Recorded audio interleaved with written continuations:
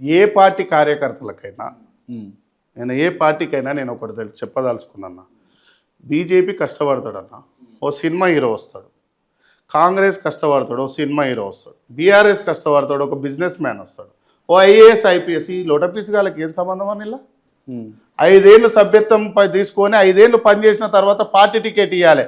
20 ఏళ్ళు నాలాంటి సామ్రాజ్యాన్ని కూడబెట్టుకున్నాం కానీ నియోజకవర్గంలో జట్మని సినిమా హీరో తిరుగుతాడు, జట్మని ఐఏఎస్ ఐఏఎస్లు దిగుతారు, ఇంకో బిజినెస్ మ్యాన్ దిగంగానే వానికి నాయకుని మీద ఒక కార్యకర్త విలువ ఏం తెలుస్తుంది అన్న?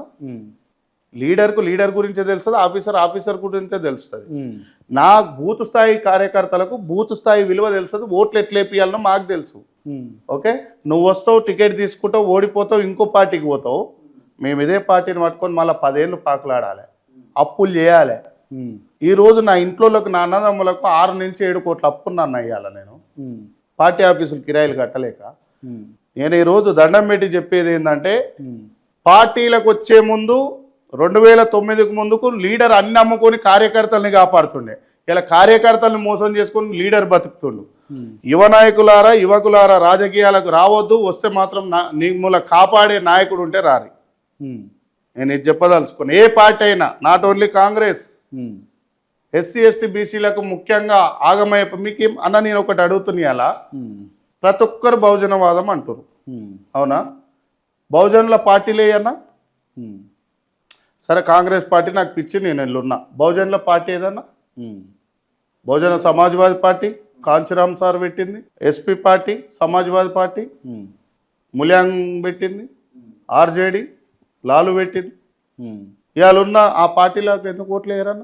మీ సామ్రాజ్యాన్ని మీరు తెచ్చుకోవచ్చుగా. 100కి 85 కూటీకి లేని వాళ్ళం కూడితే రాజ్యం అన్నాడే మాన్య అంబేద్కర్. మేము 2014లో మా ప్రభుత్వం పోయినాక నేను రాసింది, అమ్మా తెలంగాణమా ఆగమైతివమ్మ, తండ్రి కొడుకు బిడ్డల్లుడి చేతిలో బందీ వైతివమ్మ.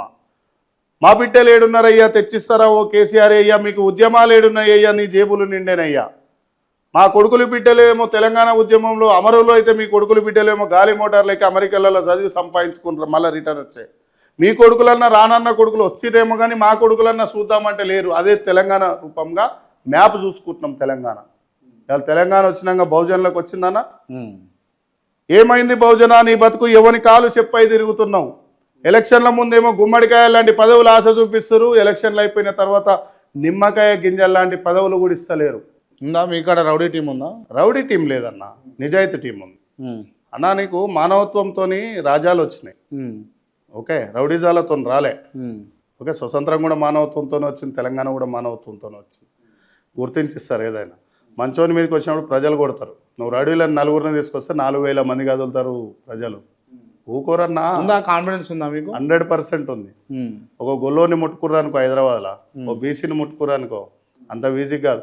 రాజకీయాలకు రాజాధికారానికి రాకపోవచ్చు, బీసీ మీద చేయబడ్డ రోజు, ఒక గొల్లోని మీద చేయబడ్డ రోజు, ఒక ఎస్సీ మీద పడ్డ రోజు, ఒక ఎస్టీ మీద పడ్డ రోజు, ఒక మైనార్టీ మీద పడ్డ రోజు బరాబరు పరిణామాలు ఉంటాయి. రాజ్యాలు అంటుకుంటాయి అంటావు? అంటుకునుడు కాదు, ఇక బూడిది కూడా మిగలదు.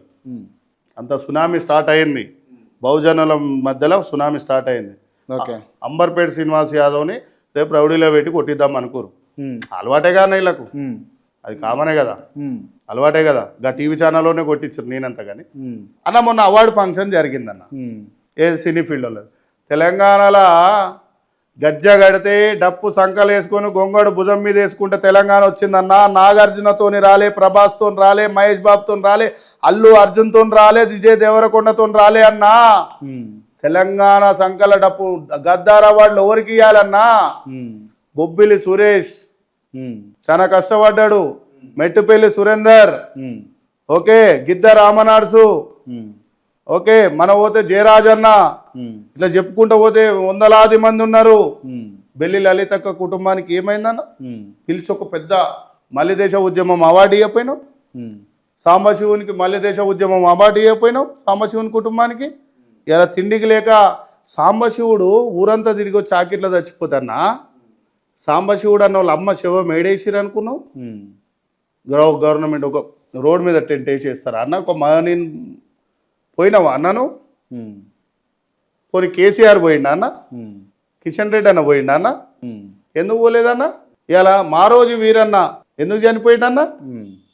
ఇలా గూడూరులో కంచాయిలే ఎందుకు చనిపోయిండన్నా గా తొర్రూరులో గండైలే గౌడ్ ఎందుకు చనిపోయిండన్నా ఎర్ర సత్యమన్న ఎందుకు చనిపోయిండన్నా 17 ముక్కలుగా నరకబడ్డటువంటి బెల్లి లలితక్క చంపిన కేసు ఎటు పోయిందన్నా చంపినోళ్ళ లెక్క చచ్చిపోయిన వాళ్ళ లెక్క మా వాళ్ళది ఉందన్నా చంపినోళ్ళ లెక్క ఏడికి పోయిందన్నా చచ్చిపోయిన వాళ్ళ లెక్క మా వాళ్ళది ఉంది ఇప్పుడు యాక్సిడెంట్ అయి చనిపోయిందంటే యాక్సిడెంట్ అయింది క్లోజ్ చేసిరు 17 ముక్కలు కత్తి పెట్టిన కేసు ఎటు పోయిందన్నా మా రోజు వీరన్నని తీసుకుపోయి చంపిన కేసు ఎటు పోయిందన్నా సాంబశివుని రాజ్యం చంపిన కేసు ఎటు పోయిందన్నా ఇక ఎమ్మెల్యే కాకముందు ఎదగ ముందుకు చంపిరీలని ఎదిగినాక ఎర్ర సత్యం ముదిరాజు బిడ్డ మైపునాడు ఉమ్మడి పులి ఇలా నల్లమల్ల అడవిలోకి వెళ్ళి నువ్వు రాలే పులి వచ్చిందాడా SK Madhav Reddy head constable చంపిండు అది మాధవ్ రెడ్డి హెడ్ కానిస్టేబుల్ చంపిండు ఎర్ర సత్యమన్నని అది లైవేగా అన్న ఎఫ్ఐఆర్ లో ఫైల్ చేసిరుగా అన్న